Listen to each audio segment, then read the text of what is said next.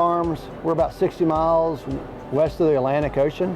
We're on the banks of the James River in Charles City, Virginia, kind of between Richmond and Williamsburg. And our operation, I have a retired dad that I farm with. I got 2 younger brothers. I got a son, a daughter that works with us. And we crop a little over 4,000 acres.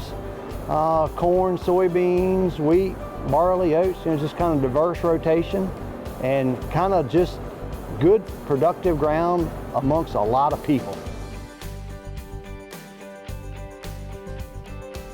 Since we're on the banks of James River, we have some of the state soil called Pamunkey. It's a fine sandy loam soil, really good, drains really well, probably too well in fact. That's why we need a fair amount of irrigation. And we're fortunate we can pull water out of the James River for our irrigation source. And some of our land, we have some less productive. If you farm any kind of acres here in the U.S., you're going to have good ground and you're going to have poor ground. So we have some heavier clay type soils that don't drain well, but most of all, fine sandy loam would be our description of our soil types. I guess in reference to yields, my granddad was one of the first ones to break 100 bushels in the state of Virginia. And then my dad, he was one of the top 5 to break 200. And we kind of participated in the NCGA yield contest for many years. I think I officially started in the mid-90s. And we've kind of just had some decent success. Participating with that and having a chance to go to the Commodity Classic, you get to learn and create relationships with farmers across the country. And you pick and choose things that they're doing and you try to incorporate it into your farm. And you learn from your mistakes, and then you get to appreciate the successes that you've had.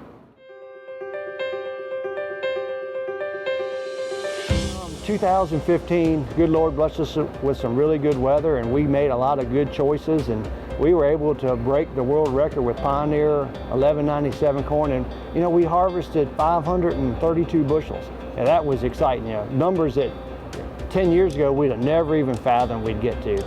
And this past year in 2016, we didn't quite get to the 500 bushel mark, and we did pretty well in the yield contest. I think we were second place in their category. On the East Coast, you can imagine we get a fair amount of rainfall. We have an average of 42 inches of rain. Sometimes it comes at good times, and then sometimes we fight hurricanes, those big name thunderstorms. So, we get some hot temperatures, we get a lot of humidity. Average temperatures, we'll start planting corn, the first part of April, and when the ground warms up, we'll be into the lower 50s soil temperatures. Then in the summer times, we can fight some really hot temperatures. This past year in 2016, we had a week to 10 days of temperatures that did not get below 77 degrees. And we had highs, just in the 90s, but we just had some excessively hot nighttime temperatures. Some of the biggest obstacles we come across is diseases when we're trying to start planting our corn crop, because we oftentimes, even though we have fine sandy loam soils, we're kind of cool. And because of our soils, we try to match when the heat units get to right to plant corn. But just like most growers, we want to push the envelope. So we fight a lot of Pythium or dampen off.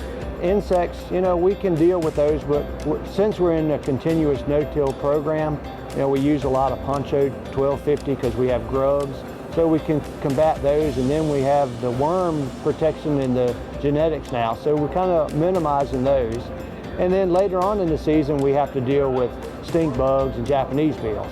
In reference to our weeds, we're just like a lot of other growers. We're starting to get some of that glyphosate resistant strands of palmer, some mare's tail, and we're changing our chemistry with the new genetic out in the soybeans. We're able to use some new chemistry, and we're excited about that. Just takes another part of our management team, and we just have to implement some good stewardship.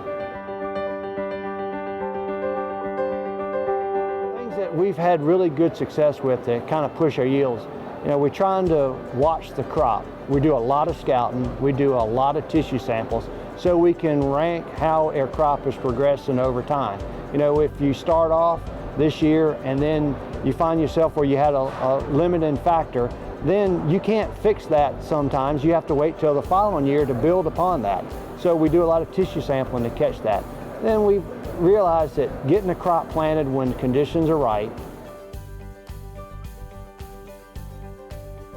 we've kind of got in a routine. This makes our 10th year to where we start collecting tissue samples, and I'll pull 5 tissue samples every Monday morning after we first see our first true leaf. And I do it on irrigated ground, dry land ground at home farm. Then we move to our western farms, and I'm going to pull 5 samples at least every Monday morning. You know, I get them. I'm fortunate. We're not too far from the lab. In another 30 minutes, I'm dropping them off at the lab, and if I get them there by 9, 10 o'clock, I'll have the results the next day. You know, this is just a form of collecting information so you can judge your successes. And then if you realize that, hey, I had a limiting factor this year, then you address it for the following year. Because as a grower, you only get one chance to grow a good corn crop every year. And then if you find that you've kind of fell behind, then it's not until next year that you can fix that. The next most important thing is we've typically been focusing on seed spacing, which that is, get that good picket row fence stand. That's important. But if you can get your corn to emerge uniformly, and when I say uniformly, I'm not saying the whole field come up with so many hours after the first spike comes out of the ground, but get the neighboring plants to come up within 4 to 12 hours after the first plant spikes out of the ground. When you can do that, all your ears will be the same height, all your leaves are identical, so your crop is growing in harmony, and then there's no plant-to-plant competition. That's exciting. When I look back and say, hey, when did I realize I had a good crop? It's when I went out and monitored how our crop was emerging.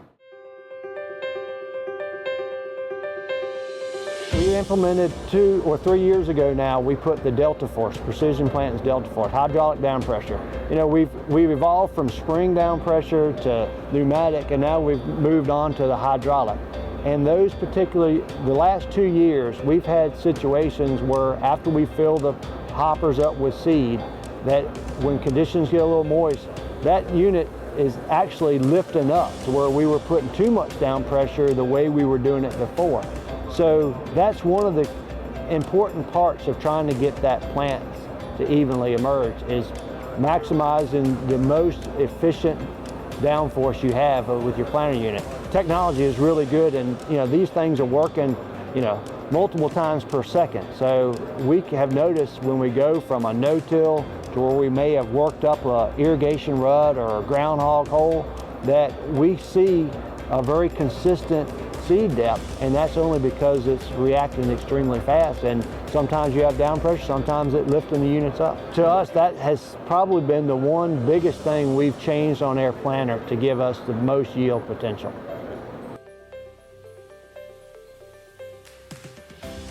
My granddad was one, and my dad in particular, he was an observer, as we all good farmers are great observers. He saw that, hey, when the weeds mature, the seeds are right, but the plant's still growing. So we tried to mimic that in our corn production, and when you can do that, when you can go out there and harvest corn at 19% moisture and the leaf next to the ear is still green, well, you have got something going on, and that's exciting. So when you get to that level, you know, thumbs up to you, because that will be a good day.